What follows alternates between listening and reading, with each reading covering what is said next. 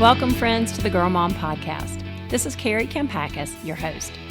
Now, as parents, we give our kids advice, sometimes too much advice if you're like me. But our wisdom matters because our children need to hear what we've learned through many years of life and experiences. If I could go back in time and emphasize one thing to my teenage self, I'd tell myself not to be so self-focused. Instead of constantly thinking about myself and how other people made me feel, I tell myself to consider how other people might be feeling and realize the opportunity that I had every single day to make somebody's day better by simply noticing them or caring. We all want school to be a kind, loving, and welcoming place for everyone, and this lofty goal really starts in the heart of every human being and our ability to think beyond ourselves, empathize with others, and remember that our core identity, the one that trumps every other identity, is our status as a child of God. When we find unity in that, the climate of any environment can change for the better. One thing that I often tell girls when I speak to groups is that 20 years from now, your classmates will remember you with either a smile on their face or a pit in their stomach.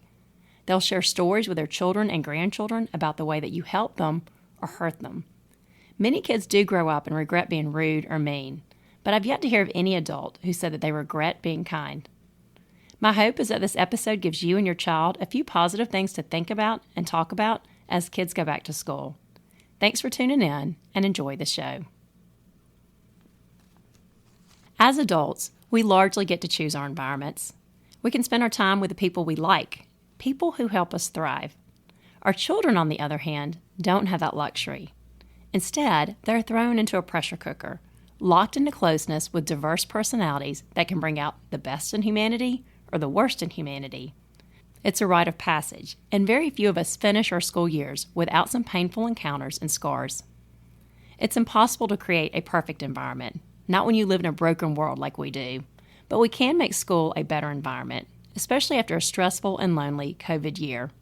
Here are 5 things you can tell your child to foster more warmth, more connection, and better relationships at school. Number 1, many of your classmates are hurting. Many face problems that you would never guess based on their appearance.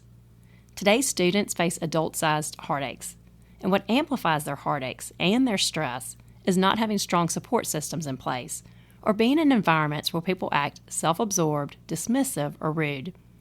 Chances are, over the summer, someone in your class lost a parent, a sibling, or a grandparent. Someone learned that their parents are getting divorced. Someone got betrayed by a best friend or kicked out of a friend group. Someone had an injury or a surgery that puts them out of their favorite sport for the season. Someone is depressed and wrestling with dark thoughts or anxiety. Someone got a really scary diagnosis and they're not sure yet what it means. You never know what your classmates are facing, and it shouldn't take knowing their problems to be an uplifting influence in their life. Just assume up front that everyone has struggles, and if you knew their full story, you'd have a heart for those struggles too. You'd never want to make someone's bad situation feel worse. Number 2, you and everyone you know are just one decision away from falling off a cliff.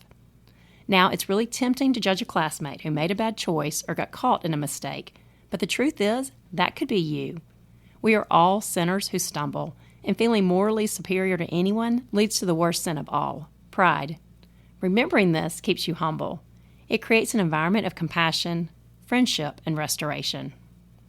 Number 3, some people start rumors. Some people lie. Some people get their facts mixed up or tell half-truths. Think for yourself and don't believe everything you hear. The fact is, not all rumors are true. Experience has really taught me to consider the source. Are they trustworthy or prone to gossip? Do they have an agenda or hidden motives? And look for evidence before assuming the worst or believing a story. Rather than join every bandwagon, be willing to stand or act alone for what you know is right. Number 4, you don't have to be best friends with everyone, but you can and should be kind. Nobody clicks with every person they meet, and that's okay. That is life. But you can be kind to those classmates who aren't your best friends now. People change, mature, and grow up, and some people who you barely know now may later become good friends. People have a way of coming back into your life, so keep a friendly rapport when possible and don't burn bridges. And number 5, 20 years from now, your classmates will remember you with either a smile on their face or a pit in their stomach. They'll share stories with their children and their grandchildren about the peers who shaped their formative years. Your classmates will never forget how you treat them or make them feel. So stay mindful of your words and actions.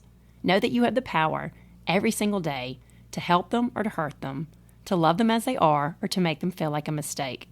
Many kids grow up and regret being mean, but you will never regret being kind. The beauty of a new school year is how it presents a clean slate. It lets us learn from the past and do better moving forward. Help your child see the opportunity to positively impact their classmates' lives. At every stage and in every season, they can be a voice and force for good, bringing light and hope into a classroom for those students who need it most. Friends, thank you for tuning in today. Your time is extremely valuable, and I consider it a real privilege that you shared some time with me. If you enjoyed the show, please subscribe on iTunes or wherever you listen and leave a ratings or a review to help other people find it. For more inspiration, you can find me on Instagram and Facebook, and also check out my newest book for moms of teenage girls, Love Her Well, 10 Ways to Find Joy and Connection with Your Teenage Daughter. Take care, and I look forward to reconnecting again next time.